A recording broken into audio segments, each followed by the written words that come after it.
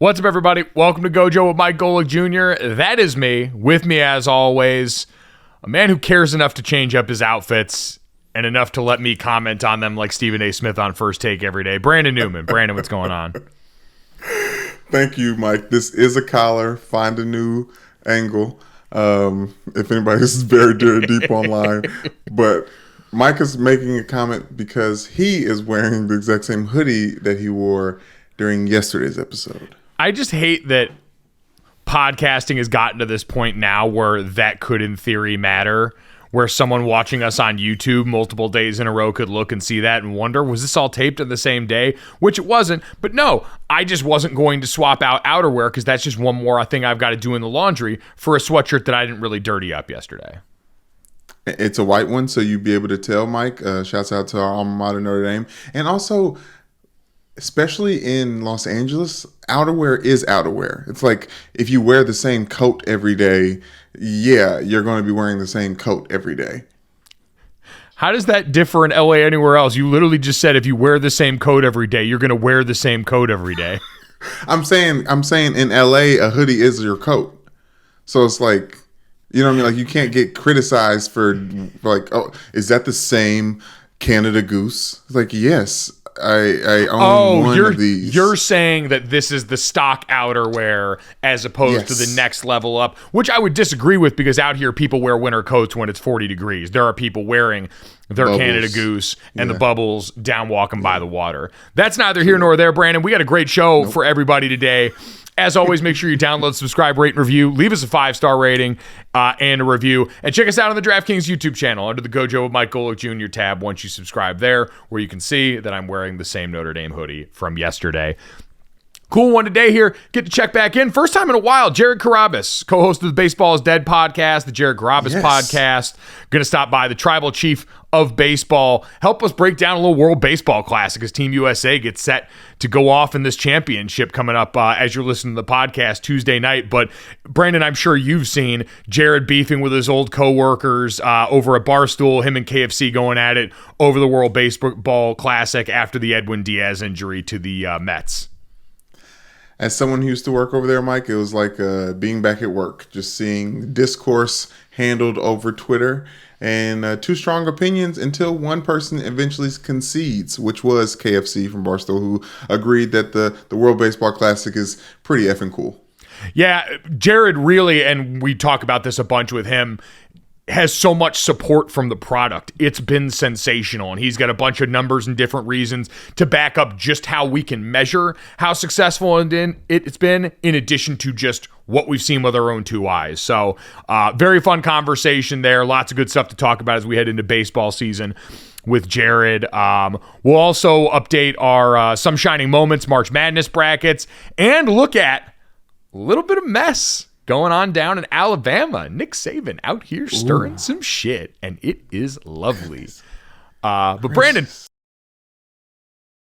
speaking of stirring shit, there's nothing I love more than poking you about your Los Angeles Lakers, but you actually are getting the last laugh right now as the NBA is getting set to first welcome back Ja Morant, which we'll get to this week, likely coming up tomorrow on Wednesday.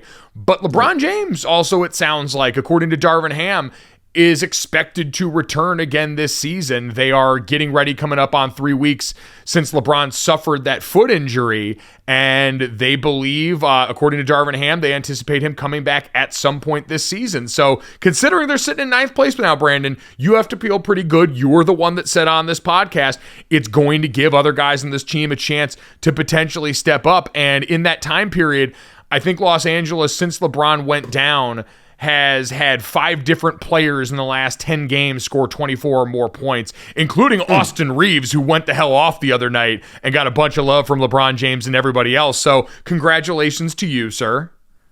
Thank you. Thank you so much. Shout out to Austin Reeves. Obviously, when we got rid of Caruso, I was like, where's the LA's White King? Like, we need one of those to win a championship. And he's here. He's here. They drafted him. But no, I am very, very excited, Mike, with 14 games left in the season, including, well, I guess 13 games left in the season after tonight's game against the Pelicans Tuesday night. I am happy where the Lakers are. They're a playoff team via the play-in game, just like they were last season. And probably they'll always be as long as LeBron James is aging rapidly via every injury. I feel like, it's dog years. It's a little bit more for every injury for LeBron James. And then AD coming off of injury and playing great. I think in the last 10 games, he's averaging 26 points, 13 rebounds, 2 blocks. It's good to see the rest. D'Angelo Russell's is proving he still has ice in his veins like he did when he played for Ohio State and Louisville, Kentucky before that. Shouts out to him. But I think LeBron James being out and these games being critical made it so these other players had to figure out their identity on the basketball court, and they're making it happen. It's great. I just wonder if it helps them once he comes back, because figuring out your identity with LeBron James off the court, I guess that does you some good when you've got to inevitably sit LeBron James down, but we know he does change the gravity when he's out there, and the offense isn't going to look anywhere close to the same. So it's always a concern, but you get absolutely the victory on that. I do also appreciate that you are the CrossFitter of anything Louisville, Kentucky related, where I don't have to worry or ask about if this person is from or connected to Louisville, Kentucky. You will volunteer that like a vegan, baby.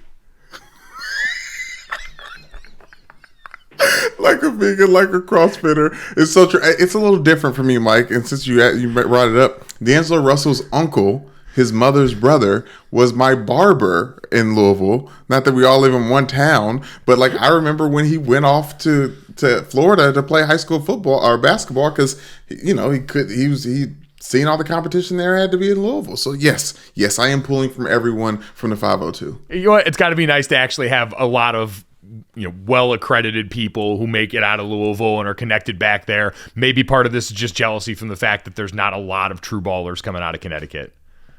You said your school is a basketball school, and I believe you, Mike. This is just me just trying to attach my teat as someone who was born in Orange County, California, to all the people from Louisville making it homegrown. Shout out Jack Harlow. Shout out ESTG. Yeah, I mean, the most I get at this point was just asked about Aaron Hernandez in Bristol Central when that whole thing went down.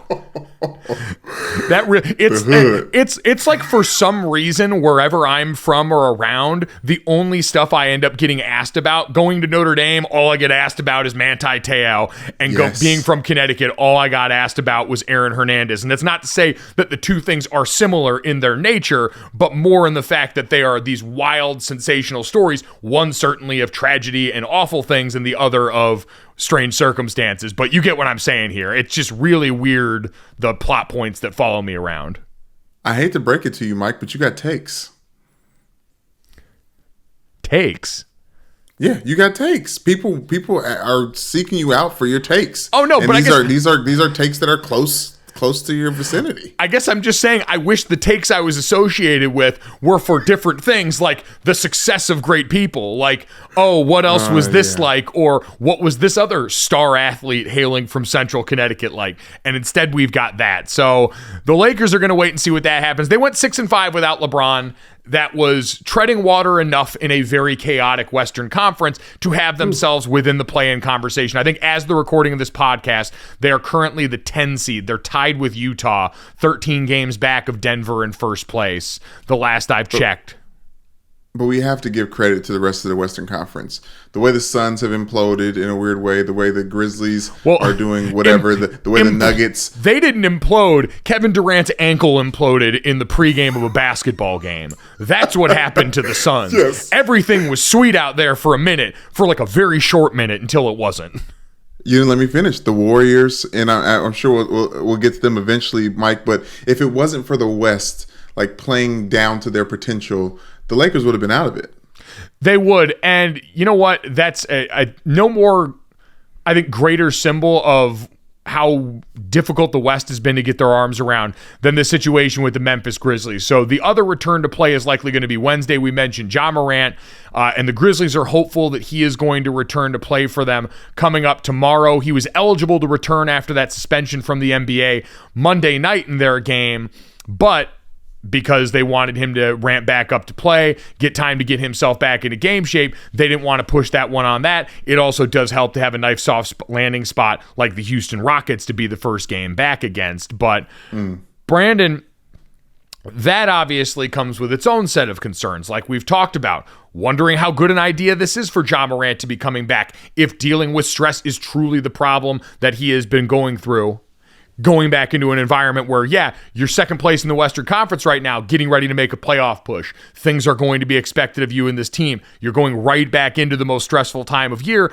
I wonder how good that's going to be for a guy that's trying to make better decisions coming off of what's happened, certainly over the last year, but that came to a head in the last 2 weeks. So that's a conversation we're going to get to keep having. The one I was actually interested in today, because it's coming off a weekend where we saw the Golden State Warriors and the Memphis Grizzlies back at it again. Golden State won the first 2 games of the season. Memphis won 2 in the last 9 days without Ja Morant to split the season-long series. And we had the same old beef popping up between Dillon Brooks and the world. And it culminated with the scene we saw at the end of the game where Dillon Brooks is chirping Klay Thompson over on the bench, and Klay pops up and hits him with the 1, 2, 3, 4 ring count from over on the other side of the bench. We've seen Draymond read him the riot act on his podcast. And it just got me to thinking, Brandon, and I wondered if you feel the same way, because Dillon Brooks represents what Memphis was sort of turning into, right? This young bully.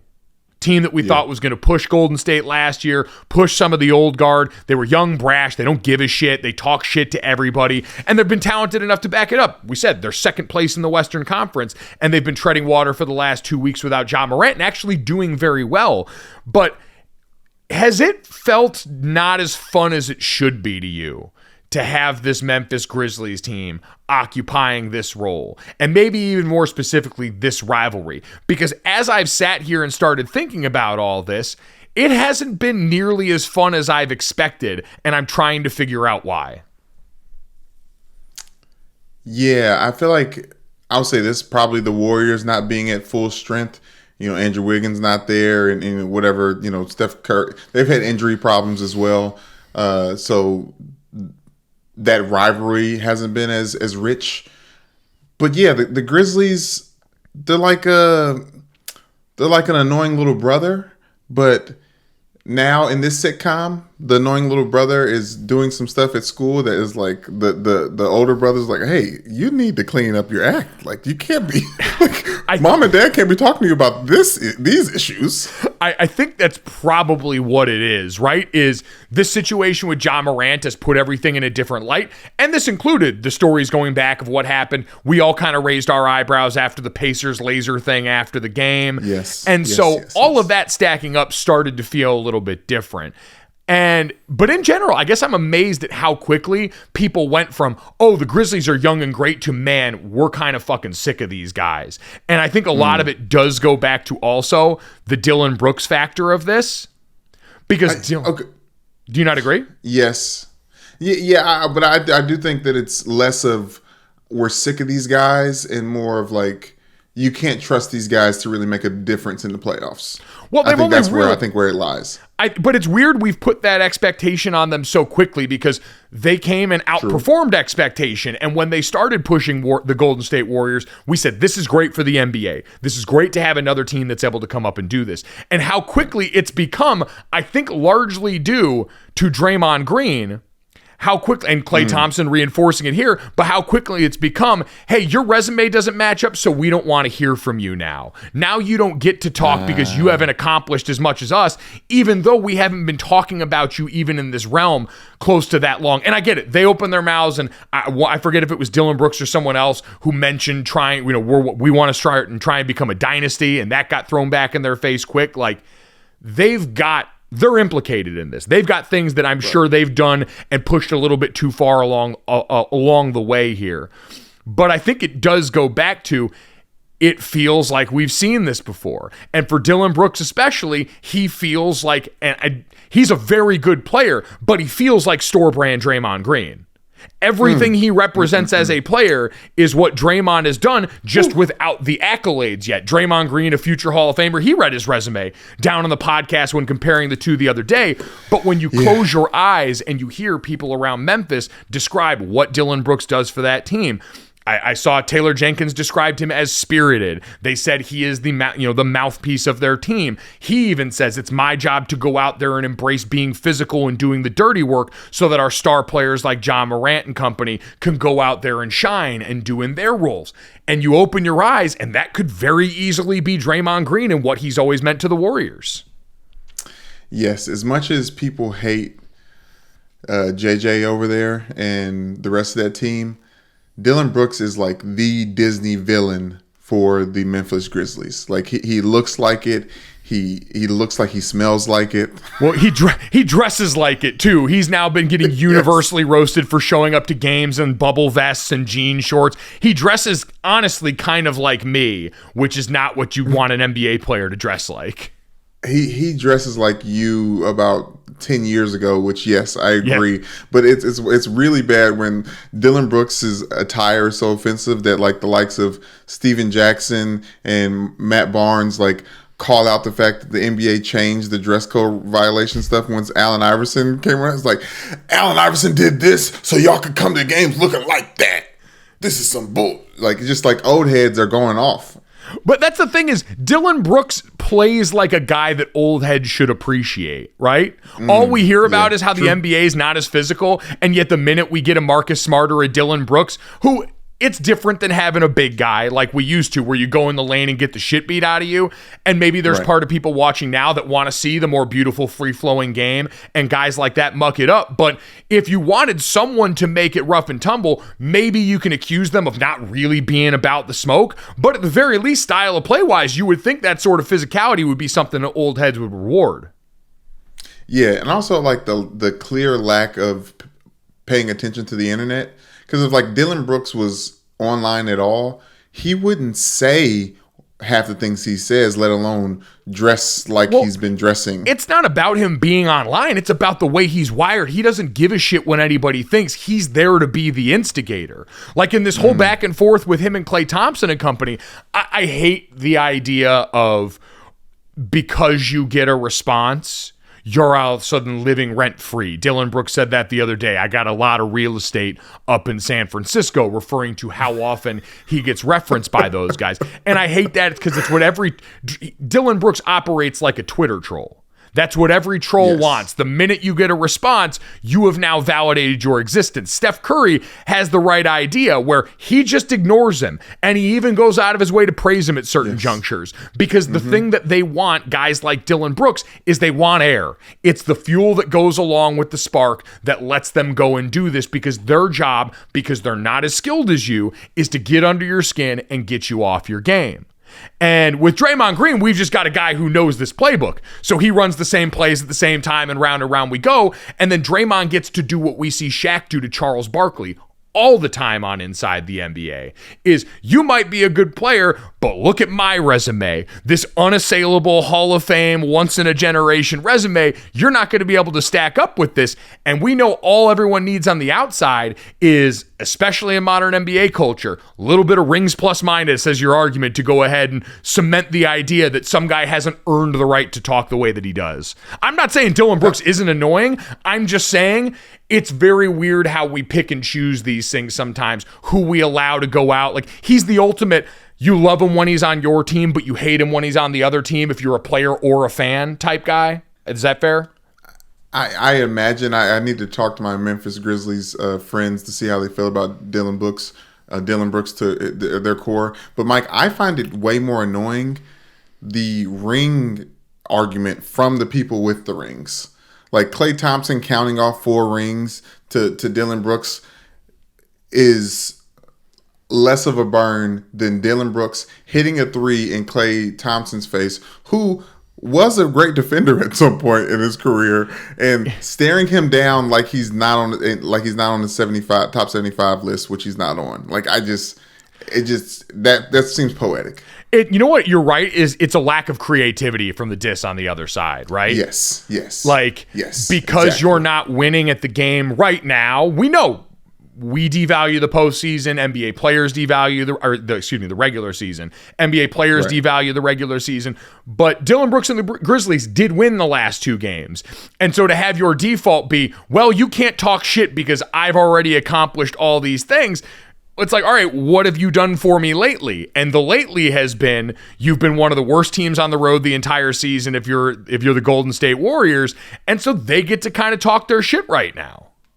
Well, they also have been one of the, outside of the resumes of the players on the team, the Warriors and the Grizzlies have been great at home and terrible on the road. So the whole going back and forth thing is so silly. But the reality is, one of the reasons why the Memphis Grizzlies and their roster hasn't been as accomplished as the Golden State Warriors is they haven't been alive long enough. They haven't been in the NBA long enough. Like, the majority of those players on the Warriors are over, not the majority, but the ones that we talk about are well over 30. And the Memphis Grizzlies' oldest player is Steven Adams at 29.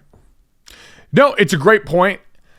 And I think that just underscores how surprised I am that we didn't get more mileage out of them being the sort of lovable team coming up who is brash enough to push back and who does have an attitude to break through in an NBA where we constantly want to see more people who don't like each other. They play an important role.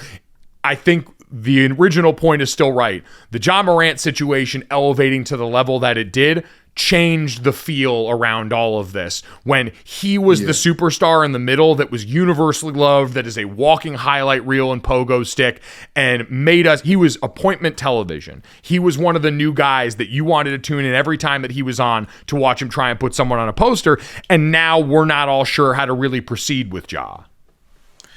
Absolutely. And he used to be one of the main people talking trash too. Yes. And I thought that, and now thinking about the situation that he's been off the court, you kind of don't even look at that as menacingly, and that, you know what I mean? You're like, you want to pat him on the back, like, okay, yeah, go get help.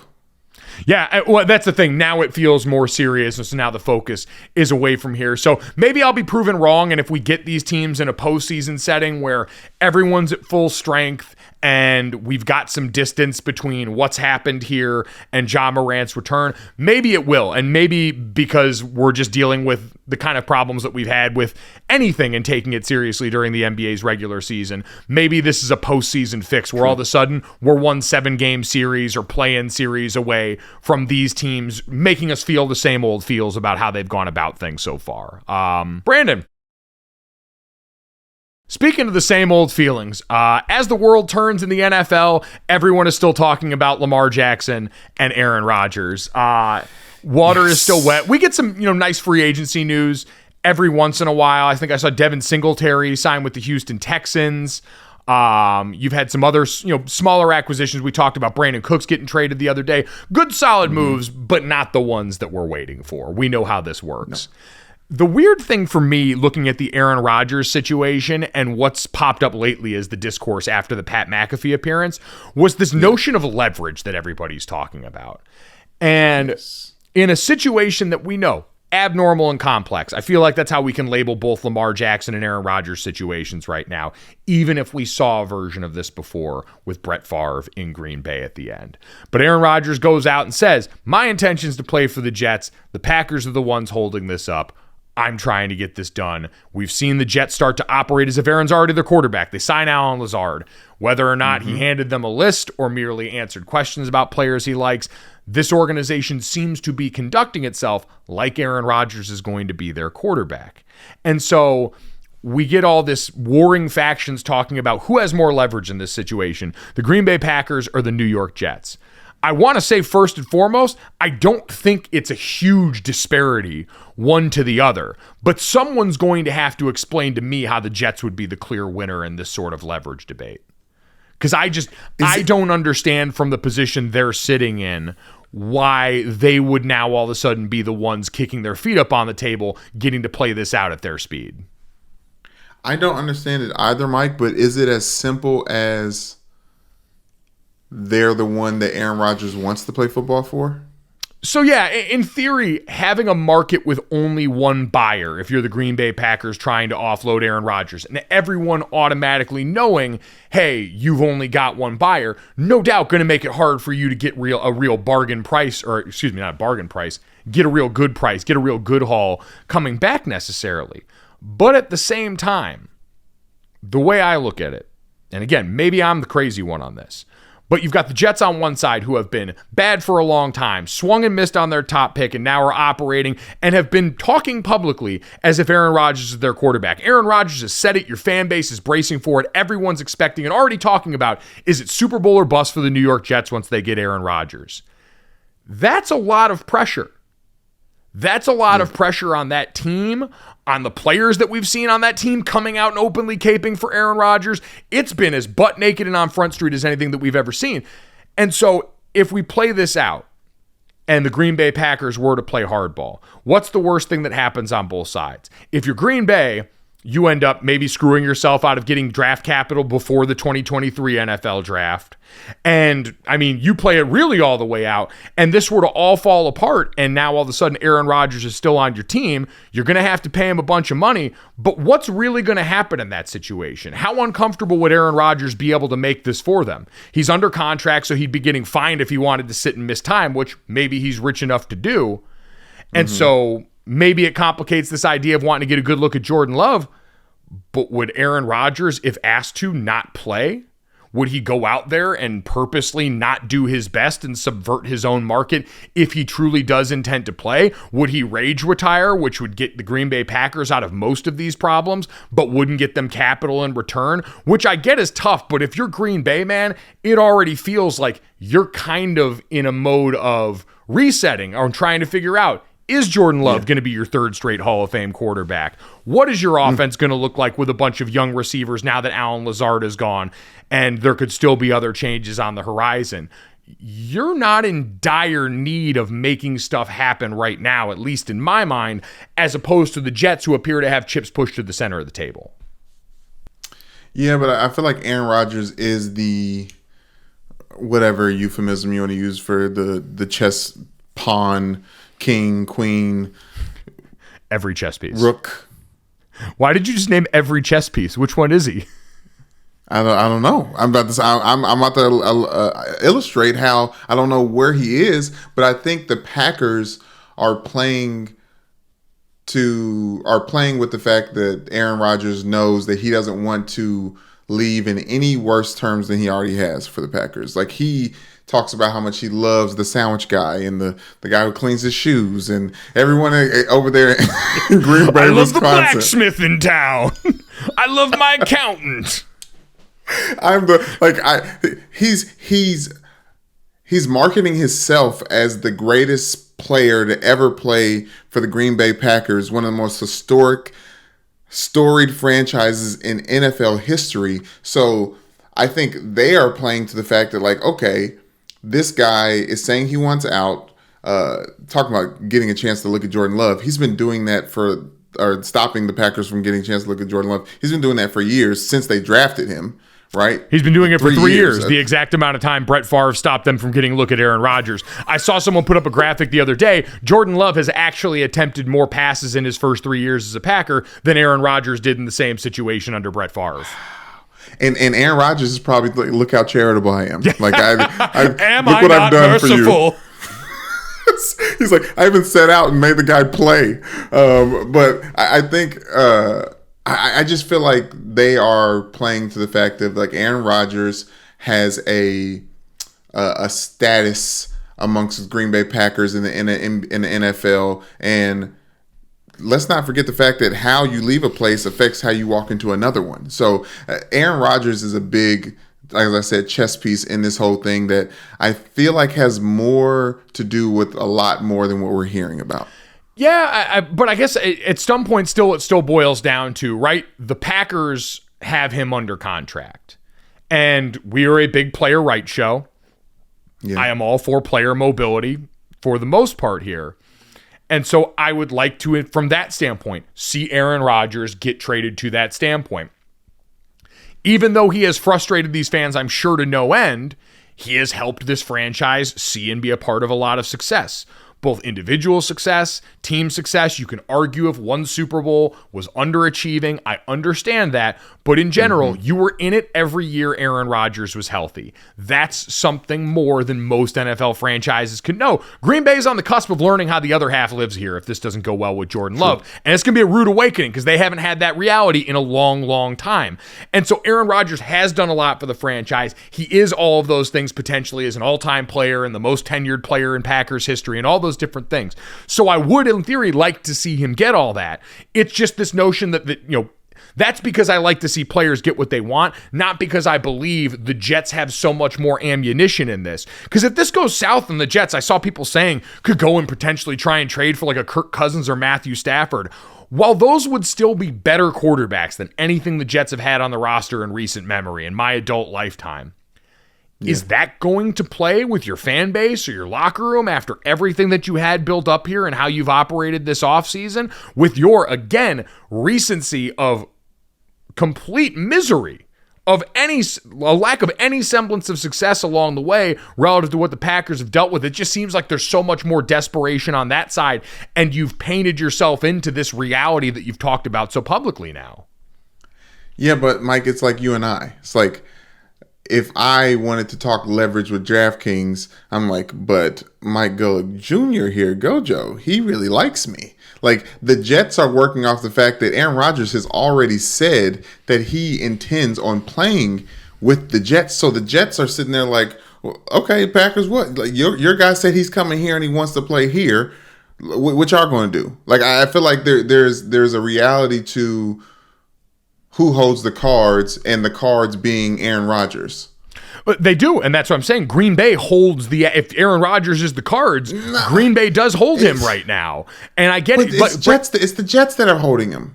I really don't think in a way that meaningfully affects this. I think ultimately this is going to end up being a pretty big non-story, and the Packers might get a little bit less than they've wanted because, again, they're in a bidding war with nobody else. It is the Jets or bust right now when it comes to this conversation. And so again, that doesn't necessarily help the seller by not having multiple potential buyers out there. I get all that.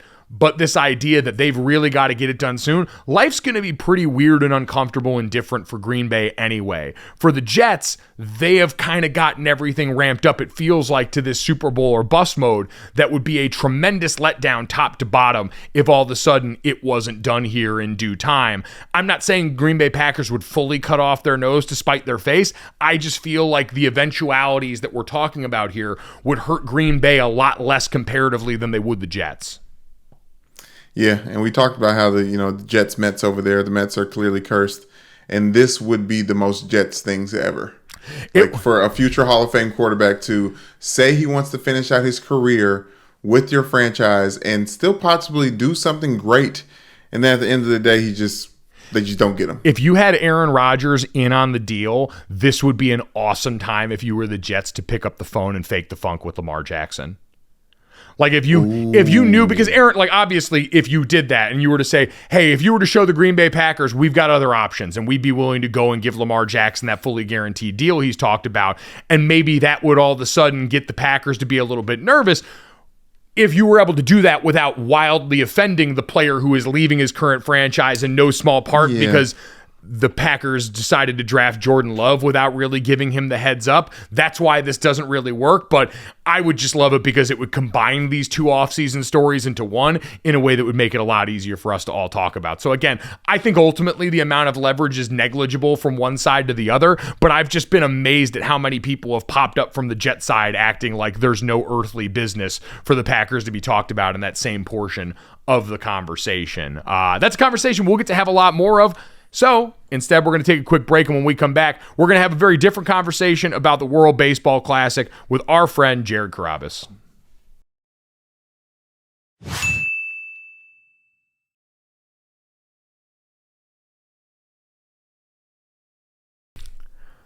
All right, pumped to have Jared Carrabis, co-host of Baseball is Dead, the tribal chief of baseball, joining us here, fresh off having to defend the World Baseball Classic against what feels like half the internet. So how you holding up, man? Isn't it weird that it's almost like I'm fighting two different battles, because I'm fighting the pro World Baseball Classic battle against people that think baseball is boring. So I've got that crowd. Then I have the crowd, which is essentially just Mets fans that are like, we love baseball, but we hate the World Baseball Classic because players are getting injured. And it's like, well, Edwin Diaz. Like, you're mad about Edwin Diaz.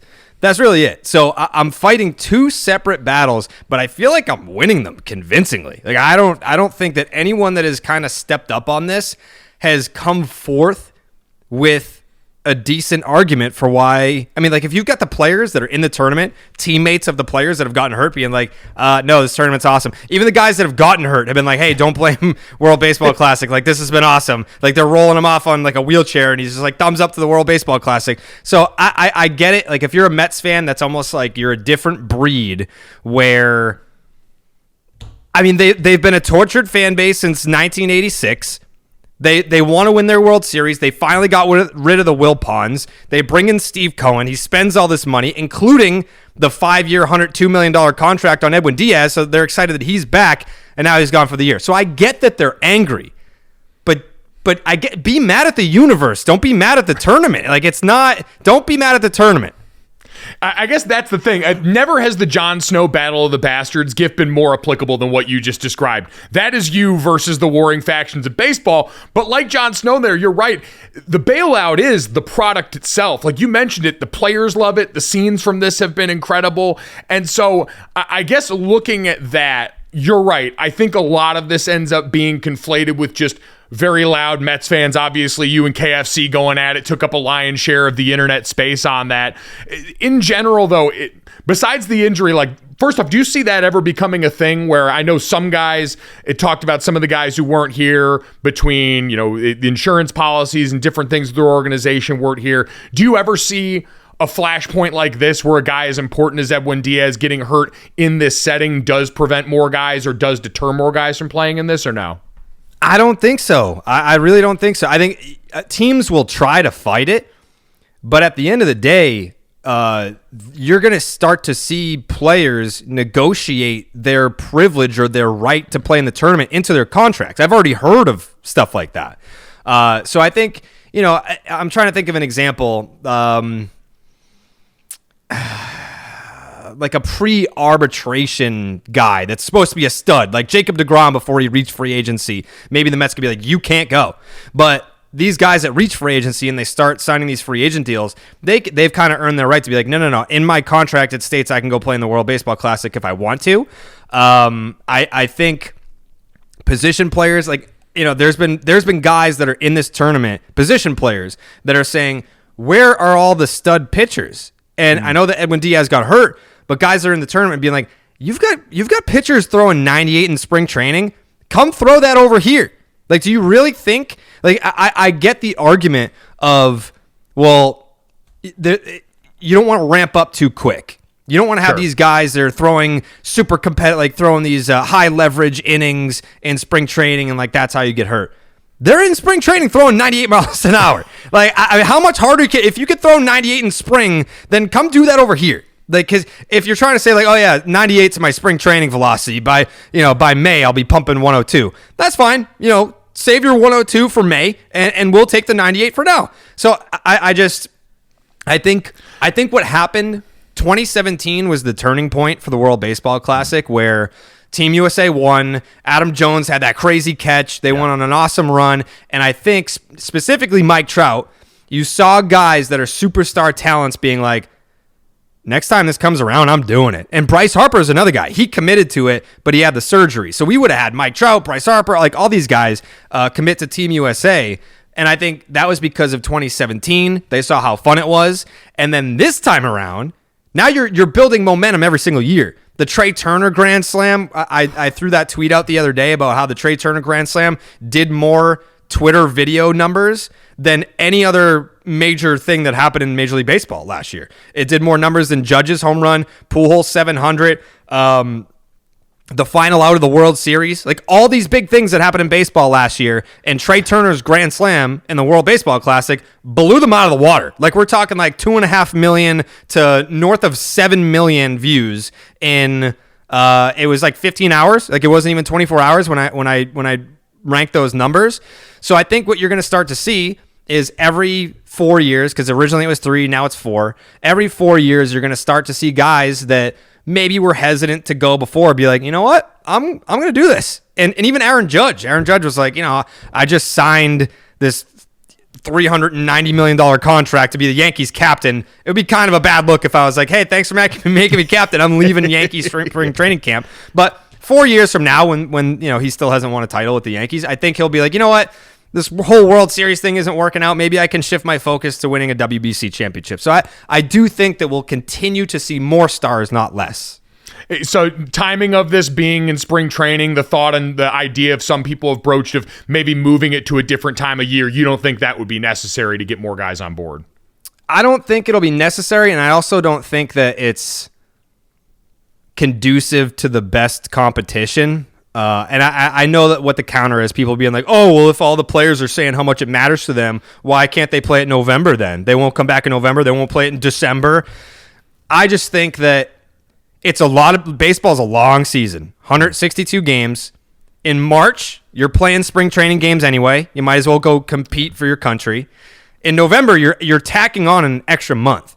And the point that I made was now you've had MLB expansion in the playoffs. So now you've got 6 teams from both leagues making the playoffs. So now you've got more teams playing October baseball.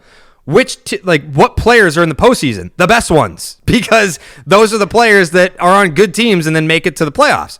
So if you want the stars, if you want the best players playing in the World Baseball Classic, you're now asking them to play in spring training in March, regular season from April through September, and then the playoffs.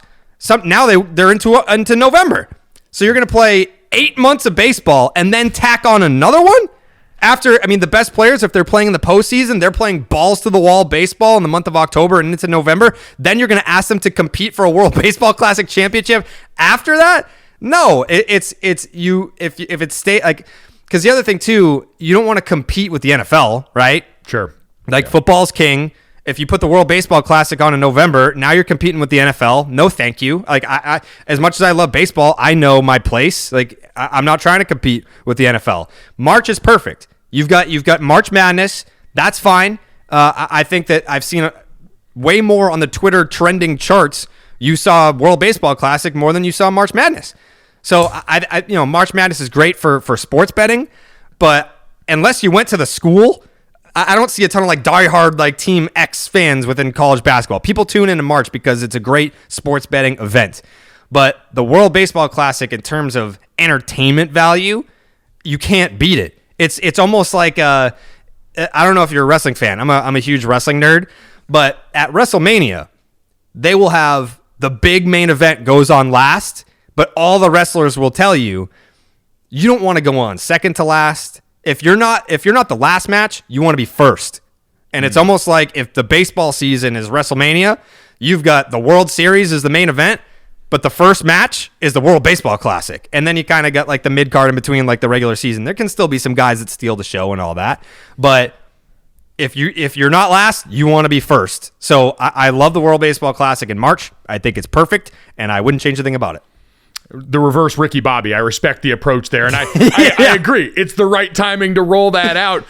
So now that all the kind of logistic stuff's out of the way, why do the Team USA players especially seem like they're having more fun doing this? I think, first of all, you have to understand. You look over in your dugout, and it's like, that's Mike Trout.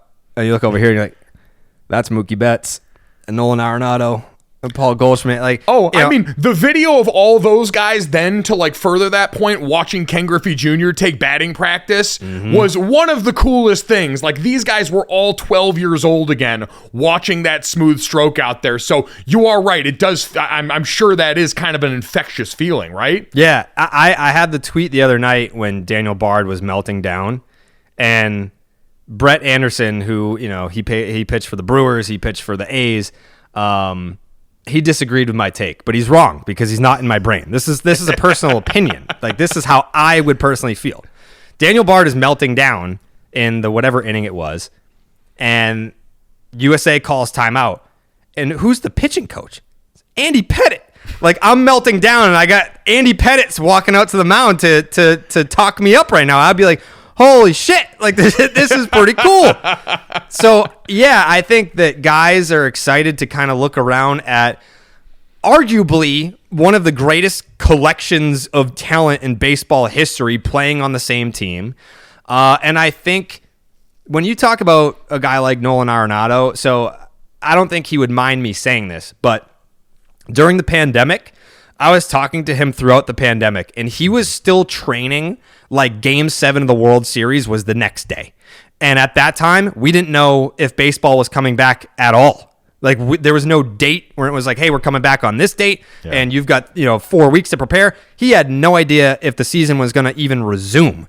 And he just, like, that's who he is. Like, that's his compete level. And now he's on Team USA, and he eats this fastball in the hand last night, gets taken out of the game, and I was like, hey, you good, buddy? And he goes, no, I'm good. I'm fine. Nothing. Like, I'd go back out there if I could. If it was like Little League when you can just like sub back into the same game you just came out of, he would have done it. So I think that they are passionate. They have pride in both country and themselves. And I think that they resent. I mean, I'm not going to say that they're some big underdog because, I believe that they were second best odds behind Dominican, who didn't make it very far. They were one of the heavy favorites to win the whole thing. But the narrative around that team was that, they don't have the pitching to get it done. Like and that's not any fault of their own. The starters didn't want to go. I think out of the top 20 starters in baseball from last year, it was either 1 or 0 went, which is crazy to me. And I've talked to some pitchers, American pitchers, that were like, I would have gone, but they didn't ask. So there's got to be some sort of, and Adam Wainwright tweeted at me because I had the tweet about, Shohei Ohtani's out there. He's got a $500 million contract on the line if he gets hurt this year, or if he gets hurt in this tournament. That's a lot of money to wager on meaningless baseball, as they're calling it. And Wainwright was like, there's a lot of teams that are telling their guys they can't go, like pitchers. Mm-hmm. So that's what like comes back to like the original point of we need to get to a point where if guys want to go, let them go. Like, why not? Don't let the Edwin Diaz. Dude could have suffered the exact same injury doing jumping jacks in the gym, doing jump rope in the gym. That is how he sustained his injury. It had nothing to do with ramping up and playing competitive baseball in March. I thought that was the best point about all of this is none of that was baseball specific. None of that was specific to the game that had actually gone on there.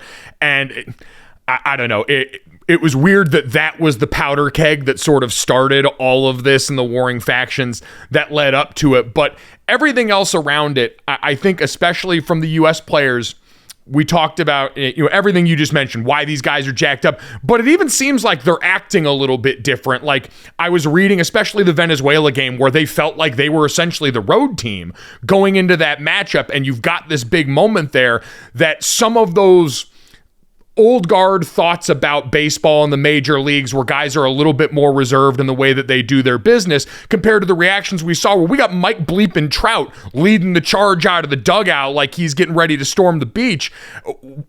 Is that something you think might have some carryover into Major League Baseball? Is that something that these guys you think might bring back to the sport that we see during the regular season and beyond? So I had this take before a single World Baseball Classic game was even played this year. Episode 1, the week before the first game, I said, pay attention to Mike Trout. I was like, this dude is teammates with Shohei Ohtani, who might leave in free agency at the end of the year. And he's been to the playoffs, but it was like 15 plate appearances. It was like a one and done, and he did nothing notable. The team did nothing notable. I was like, Mike Trout is going to get his first taste of like electric, high compete level baseball. And I think we're going to see a Mike Trout that we've never seen before because everyone calls him boring. He's not marketable. He can walk down the street in New York City and no one would know who he was. Like that's like the litmus test for fame and marketability. But now I was saying like this tournament has essentially scratched the itch that I've been trying to scratch for over 10 years now. Like I love Mike Trout, but I will say he's been boring. But at what point when you're the best player on planet Earth, but you're never making the playoffs and you're not playing in any big games, like how exciting can you be? Like surely, you can have your exciting moments, like shit happens. But with Mike Trout specifically, we're talking about potentially, not even potentially, let's just say a top 3 baseball player of all time. Of all time. Some will even say he's number 1. I'm not quite there. Barry's still my number 1. But top 3 baseball player of all time. And we don't get to see him on the big stage. So if you're a baseball fan right now, you're seeing something from a guy that's been in the league for over a decade that we've never seen from him before. Like he's getting fired up. He is celebrating when his teammates are having big moments. He's one of the first guys out of the dugout screaming and giving him a high five and a hug and all that. It's been liberating for me as a baseball fan to see big moment Mike. Like I love it. I absolutely love it. And I've been waiting so long to see it. I knew it was in there somewhere, but it's like I just never had any faith in the Angels to be able to put together a team that was going to surround him with, the opportunity to play in games like this. So that's why I get so defensive with all the fans that are like, bro, like World Series and blah, blah, like these are still exhibition games and it's meaningless. Tell that to Mike Trout. Like, tell that to Mike Trout and how excited he is to be playing in these games, that these games are meaningless. It doesn't make any sense. So I do think that I don't know necessarily that they'll be carryover. I think guys are who they are. Mm-hmm. But it's almost like we've just been granted the opportunity to see a Mike Trout. Like a Mike Trout was unlocked this month that we just didn't have the opportunity to unlock prior to all of this. So if the Angels ever made it to the World Series, yeah, sure, maybe we would see that again. But I don't see that happening. But yeah, I mean, the fact that like a guy like Trey Turner is saying that was louder than any, like dudes played in the World Series before. That was loud. Randy Rosarena playing for Team Mexico. That catch the other night, yeah, that was bigger than any World Series home run that I've ever hit before. So that's why it blows my mind that there are still either non-baseball fans or baseball fans themselves that are trying to say these games are meaningless. They're just exhibition games, and who cares about the World Baseball Classic? The guys in it are telling you how special and how important it is to them. You're just the WBC deniers. I just can't level with them. Yeah, it doesn't seem to make a whole lot of sense. And I would say, like, on the other side, since the rest of the outside world loves to, I mean, hell, it's the freaking Open to Your Guys podcast. The rest of the outside world loves to shovel dirt on baseball, loves to try and decree, what's about to happen with the sport. This seems like the exact kind of thing, because you can wrap it in national pride, because we've seen clearly the rest of the world is so in on this, and because we're getting a different side of a lot of these players. It seems like the perfect gateway drug for people that might be more casual fans of baseball or maybe hadn't tuned in as much before. It seems like in so many ways the perfect antidote to going to battle with the other group that you mentioned, going to war with the baseball is boring people, because every step along the way this has been anything but. So to that point, I'll see if I can pull it up right now. I think the World Baseball Classic has gotten the attention of fans that used to be big baseball fans that maybe lost it in their adult years, and they're kind of like during the pandemic when everyone was bored and they went into their attics and then they found their baseball cards, and then there was a boom in the baseball card industry because everyone's like, you know what, I remember that I really love collecting baseball cards.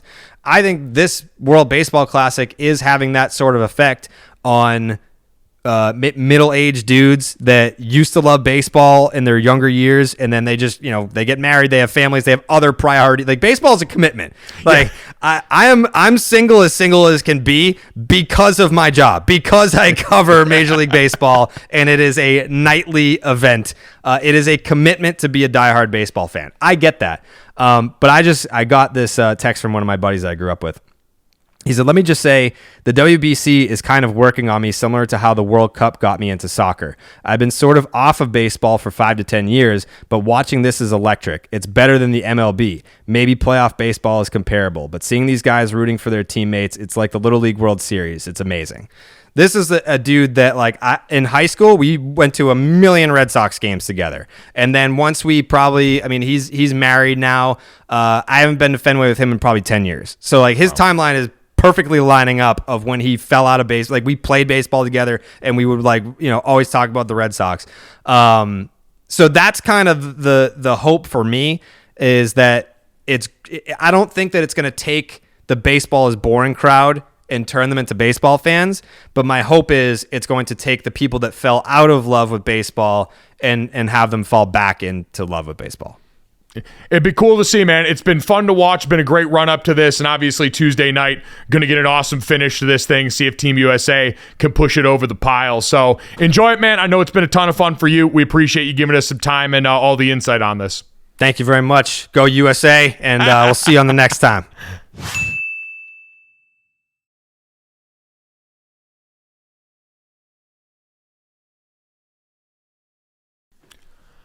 All right, Brandon, before we close this thing out, it's time to give an update on the first round of our Some Shining Moments March Madness bracket. For anyone that's new here, every podcast is somebody's first. We took and ranked the top 32 moments from the last calendar year. Big moments, some controversial, some joyous, some awards-based, but they came from sports, pop culture, movies, television, and otherwise. We ranked them, seeded them 1 through 32 in 4 different regions, and are playing them out to try and figure out the top moment from the last year, March to March. We have already done the sports and music regions. Yesterday, Brandon did the film and television region. And so before we get on to our final region today, I want to give the results of that one. We put the polls up yesterday. This is our first region where all chalk prevailed. We had the 1-8 matchup of the slap at the Oscars, Will Smith and Chris Rock. 89.9% of the vote against the Kanye West year of controversy, mercifully ending that thing's place in the tournament here. Thank God. Top Gun Maverick beat the ever-loving hell out of Jennifer Lopez and Ben Affleck getting back together. The 2-7 matchup there. Top Gun Maverick, 81.6% of the vote there. Can't believe it. The 3 seed Running Up That Hill, the Kate Bush song that appeared in Stranger Things and charted again for the first time in like 2+ decades, narrowly edged out 51.1%. The Last of Us, episode 3, the Frank and Bill episode. And the last one, no surprise, we talked about this a lot. The 4-5 matchup. Don't Worry, Darling movie drama, 65.9% of the vote against Sheryl Lee Ralph's Emmy acceptance speech, which was great, but not nearly as juicy. So, Brandon, no real surprises there in this side of the region. This is the first one where we apparently seeded it the right way and chalk prevailed. Yeah, Mike, I'm a little worried that, and maybe it's just because people are, sports fans, and that's why they're following the show. A lot more people voted for the sports categories than they voted for entertainment and TV. Like, well, let's say 1,500 more in each vote. And maybe it's a Monday thing too, though. So well, I just want to put that out there. I think there's a lot of things that we could hone into that on, but we're not here to prognosticate, Brandon. We're just here to read the results. And so now we're here to present you with the final day of voting for the first round. This is the West region, which is basically the internet. More or less. This was sort of the catch-all for anything that we couldn't appropriately praise, and other could be an appropriate title for it. The matchups are as follows. We got the 1 seed matchup, Brandon, Elon Musk buying Twitter and all of the bugs and random porn bots that have ensued since then, going up against the 8 seed, Cocaine Bear, our dear friend O'Shea Jackson Jr., friend of the podcast and one of the co-stars of that movie. That one's a real favorite of the heart here, Brandon, even if I think it may ultimately lose. I think it's got a chance, as we've seen with some of the other 8 seeds. I really... No. But I love that you love the movie so much that you think it could beat Elon buying Twitter. It really was a moment, man. The 2 seed is the ChatGPT general AI revolution that we've seen going on this year and infiltrating so much of life, going up against the 7 seed, Adam Levine's DMs, which another very juicy, salacious headline that might get some of that "Don't Worry, Darling" bump in the voting. Listen, Adam Levine. I thought he was done making news after The Voice, but the way he came back, Mike, into 2022 or 2023 with a bang I mean, it's just naming the child after an ex. It was so nasty. It's just something only a rock star would do. Like it makes She Will Be Loved hit a little differently. It makes a lot of those songs hit a little bit differently when you start going back through the Maroon 5 catalog. So that one's going to have some legs. The 3-seed matchup, Pete Davidson's dating roster and really last calendar year in general, his friendship with Eli Manning in addition to dating Kim Kardashian. Going up against the 6-seed, Harry and Meghan keep telling all for everyone that loves the Royals and all the drama surrounding them. That's for y'all. I don't really get down with that business, so have at it. And speaking of the Royals, Brandon, we rounded out the 4-5 matchup, the loss of Queen Elizabeth versus Selena and Hailey Bieber. And remember, these are the biggest moments. We're not saying the loss of Queen Elizabeth was a good thing, but as was pointed out with Charlotte Wilder and Jess Matana, who came on here, that's the Queen of 1,000 Years that was lost. It was a monumental moment in world history. Of course, Mike, but for the 5th seed, what happened with Selena and Hailey? There's a whole weird love triangle thing. There used to be a thing with Selena and Justin, and now there's a lot of people that think that Hailey. Yeah, that's another one that kind of like the Royals thing. I know enough of to know it was important, and we sourced this information and some seeds from a lot of the people that worked around at DraftKings, but I have not kept all the way up to date on this drama. I just know Selena's been out there a little bit more. Maybe is she thirst trapping Justin? I don't know. That's me adding stuff to the narrative. Sorry. At Gojo Show on Twitter is where all of those will pop up. You'll get to vote tomorrow, and then we'll get to the Sweet 16 of this tournament and keep it moving as we go into the second weekend of the NCAA tournaments in real life. But Brandon, now it's time to ask the important question here. Finish this thing off right. Do you know what time it is? R&B Brandon back in the building. I wasn't sure what part of that song you were going to attack, but I should have guessed that it would be the part that would allow you to sing Drake. I should have known. Terribly, too. Yeah, you definitely should have known. Let's pick a Rick Ross song that doesn't have any rapping in it. Yep, we're going to either find a reason to insert Drake into the conversation or remind someone who's from Louisville. If you enjoyed that, make sure you download, subscribe, rate, and review. Leave us a 5-star rating and tell Brandon what a great job he did. Mike, I have to tell you, I think you need to start reading some of the reviews again to get people excited about leaving them. Because I think there's a little bit of the looking at yourself in the mirror that people were chasing at the beginning of the thing. Because, there's been some comments. I just, want to put that bug in your ear. Well, I mean, we can go to this one from Z Holter that came in titled Hibachi. Said, I love Senior, right on with no veggies in the Masters dinner that we talked about in honor of Scotty Scheffler. Where I go for hibachi, they have the same price for double rice and no veggies. Just ask when you order. And P.S., when are we getting Mama Golick as a guest? The mom episode gets a lot of people asking about it when we are going to have Selena and my mom on the show. Mike, Mother's Day in UK was last Sunday, but real Mother's Day for us in America coming up in May. Might be the opportunity for that one. Might be. Faltron98 says, you need to Venmo me $7. It's your effing fault that I now have Apple TV Plus subscription. After listening to the Bill Lawrence interview, I decided to check out the first episode of Shrinking, which means I now need $7 from you. Gotta run. Headed to Chili's where I'll be working on my DraftKings NCAA bets before heading to Crumble Cookies. Love the show and enjoy listening daily, following the evolution, and hope that this will help the pod move up the rankings in the algorithm. That person, I know this is stealing the line from the Levitard show, that person gets the show in every sense of the word. Yeah. They're proving it too. So they are. Congrats. So again, if you leave a nice review or comment on the YouTube, we're always watching and looking because at this point, we're slinging it out the trunk for y'all.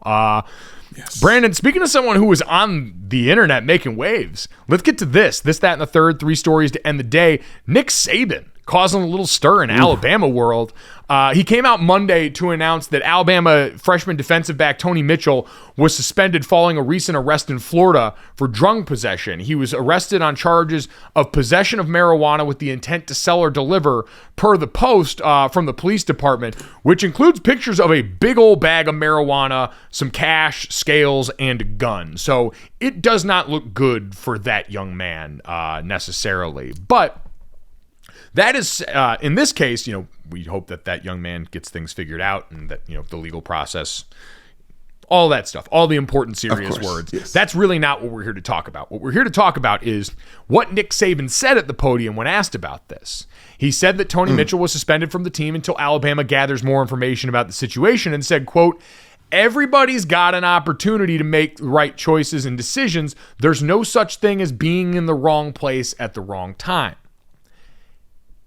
Those seem like very carefully chosen words, considering last time on Dragon Ball Z about a month ago when we had everything go down with Brandon Miller, the Alabama star basketball player, who was talked about as someone who potentially brought or allegedly brought a murder weapon to the scene of a crime for a teammate who, and you never handled it, all the things that we know about that situation. Brandon Miller allegedly never actually touched the gun, was not charged with any sort of crime, but in the initial response from that, Nate Oates, when asked about it after a game, said something to the effect of he was just in the wrong place at the wrong time, and was taken to task for that largely by the media and everyone else for how poorly him and Alabama handled that in the initial stanza. And it's hard not to read this as Nick Saban coming forward and choosing these words carefully in a situation that also involves serious off the field matters, making a bit of a point about how he feels about the way this was handled. Absolutely, Mike. I mean, if you've never been a part of a college football program or staff, it's not all kumbaya when it comes to program, especially not the big ones that bring in all the dollars. So shit, we just saw this in a different way at Kentucky this last offseason. Oh, absolutely. Mark Stoops and John Calipari. So I think, yes, this is deliberate. Nick Saban doesn't say things on accident. I don't even know if he prepares. He's just that good. But the message was received for everyone who was paying attention. There is no such thing as being at the wrong place at the right time. But does that mean that Nick Saban is going to jeopardize winning to punish this player to the full extent of the quote-unquote football law? We'll wait to see. Yeah, it's a point that a lot of people have pointed out. This player's a freshman, 4-star, very talented, but we know at Alabama, probably not going to be what make or breaks that team. And so I'm not going to give anyone a true moral high ground here, other than to say the way Alabama's coach in basketball and administration handled that was messy and unprofessional. The way that they went about it was not what they needed to do given the severity of the situation. And I think that's the larger point that shines through with Nick Saban is you made us look bad in public. And that's not okay around here. Now, I will say I would pay pay-per-view prices for if Nate Oates and Alabama go on and win this NCAA tournament amidst all of this, and if Alabama loses 2 games next fall, I would pay pay-per-view prices to hear the Feinbaum callers the Monday after that second clause. That's all I'm saying. I don't want to get in other people's business too much, but I would pay pay-per-view prices to hear those particular callers on that particular show after that particular situation came to light. So we'll wait and see if any more comes. We'll see if anyone's got the balls to ask Nick Saban if this is actually what he was talking about here, or if we're all just looking for trouble and stirring up shit. Brandon, let's get to that. Speaking of college sports whittled down to their most purest distilled form, looks like Rick Pitino is going to be back closer and closer to the big time. Rick Pitino, it was announced, signed a 6-year deal to become the next head basketball coach at St. John's in New York. Rick Pitino, obviously New York native, former very successful head coach at Kentucky and Louisville. Brandon, God, we have just hit the bingo card with you today. We got a story about Rajon Rondo? What's up? Jesus Christ on ice. Rick Pitino, the reason I say this is pure college sports is Rick Pitino is someone who is draped in scandal and has at multiple junctures proven he's probably not the person that you want as a leader of young people on a college campus, but he wins and he gets teams to the tournament. And he's got, I want to read this right, Rick Pitino. Okay. He's been to 7 Final Fours with 3 different programs. Has Rick Pitino. Damn. And he also has 2 national titles, one at Kentucky and then one at Louisville in 2013. That was vacated because of the scandal after an FBI investigation into the school.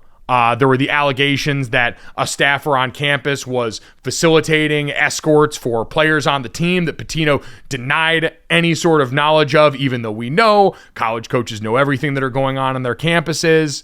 Allegedly, if we have to say that to get ourselves out of any trouble here. Right. And so all of these things, because man, I don't care if Rick Pitino was part of an operation that paid a player $100,000 going under the table from a sneaker company. As we've seen, that's kind of chump date change now compared to what a lot of these guys are getting in the NIL world. Paying players is not the issue. It is the, impropriety that occurred in other places that draws back to this idea that in college sports, it doesn't matter how bad the thing you do is, as long as you can get people to win games in the money sports. Absolutely, Mike. Perfect example. If you're from Louisville, you know this, but as ass backwards as toxic masculinity can be, Louisville fans have idolized Rick Pitino for spots that he takes dates out onto, or used to back in the day. Like for all the things that he's in scandal and the reason he has been in Iona and is now settling back in New York and St. John's, that's all the reasons why all these basketball fans think that he was the best because he won on and off the court. It's just all very nasty, toxic stuff, but he wins games. So he's always going to have a job doing it at the highest level. Yeah, that's exactly right. And it's the reality that we've known about college sports that we just get reminded of time and time again when these things come up. Brandon, let's get to the third and end this day on, I don't know if I guess this is a happier story, or at least a very interesting one. It's fun. Rick Ross's neighbor worries about the safety of her children after the rapper's buffaloes roam her property. According to a report filed at TMZ, apparently Rick Ross's neighbor, who is located behind him, found his two 2,000-pound buffaloes roaming on her property. She obtained images of the buffaloes as they grazed there. She said, she got into a verbal dispute with one of the members of Rick Ross's team and is now getting ready to, I believe, file a civil dispute. She called the police. They said the problem was a civil dispute and a report was not filed in that case. Brandon, I'd just say this.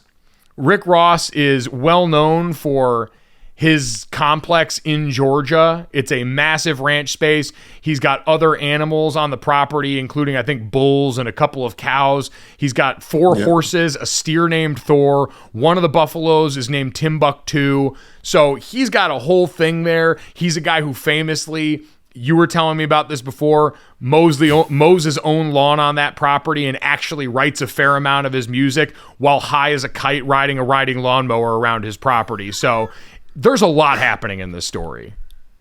With his friends, Mike, there seems to be a community over there at the Ross Manor, and I'm all for it, especially as a guy who loves Wingstop and everything that he's done with that company, bringing it to the hip-hop and rap lyrics and lemon pepper this and lemon pepper that. The fact that he has buffaloes, Mike, one of the few Native American animals that are just majestic and beautiful.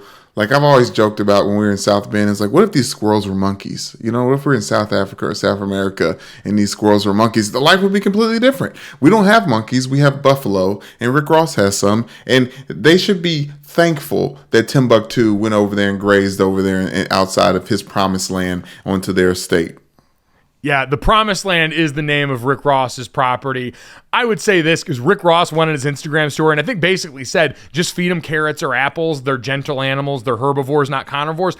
I have seen enough videos of people getting their asses rocked by buffalo and bison over a Yellowstone. I'm going nowhere near that thing. I have a value on my own life, and it's a lot higher than feeding some animal an apple to get him off my property. Listen, everyone at Colorado, Deion Sanders can probably attest to this. We've talked about Buffalo Zoomies on this podcast.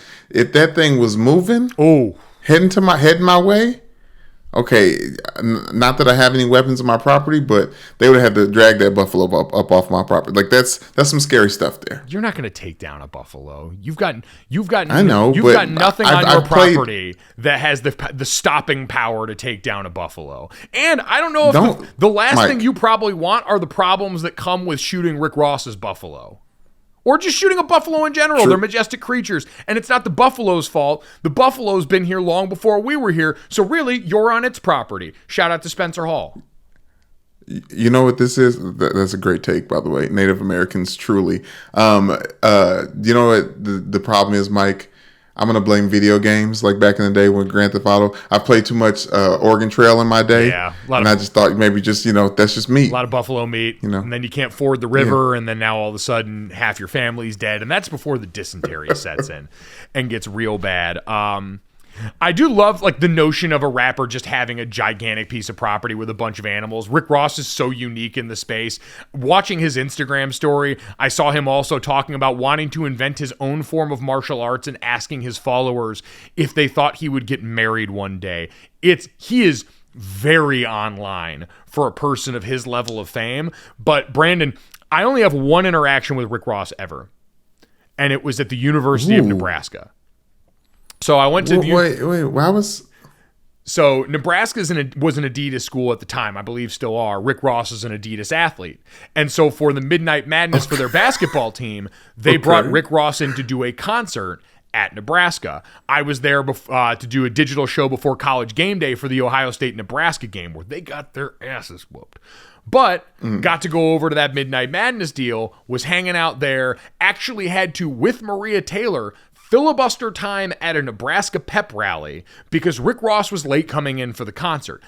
Hours late. And when he showed up, got to interview him briefly for some of the digital stuff that I was doing. Really nice guy. Went immediately out on stage and tore that thing down. He was great.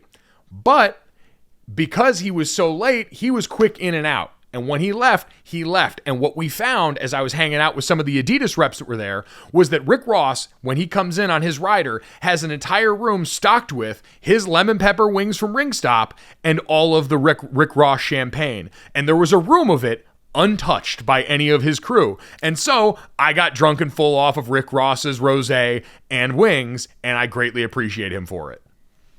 Wow. What a come up. God giveth. Man, those wings, too, they knew what they were doing. Hey. Wingspot, if you ever want to sponsor the podcast, man, we're out here. We're ready. I have sampled a ton of the product. Hey, if you want to pivot from wings because of a shortage, we'll go thighs. If you want to pivot from that, we'll go to sandwiches because I've had some of those too. I can speak to the let's talk about the Cajun pet. Like they have little corn pieces that instead of fries that are great. Their celery in their corn, or not corn, their celery in their carrots are to die for because of the ranch. Oh, the ranch, so expensive, but really worth it. I can't imagine going to Wingstop and eating celery and carrots. If you somehow can, we hope you enjoyed this podcast. As always, make sure you download, subscribe, rate, review, leave us a 5-star rating, and check us out on the DraftKings YouTube channel. Thanks so much. We'll talk to you tomorrow. Boom. Money in the bank.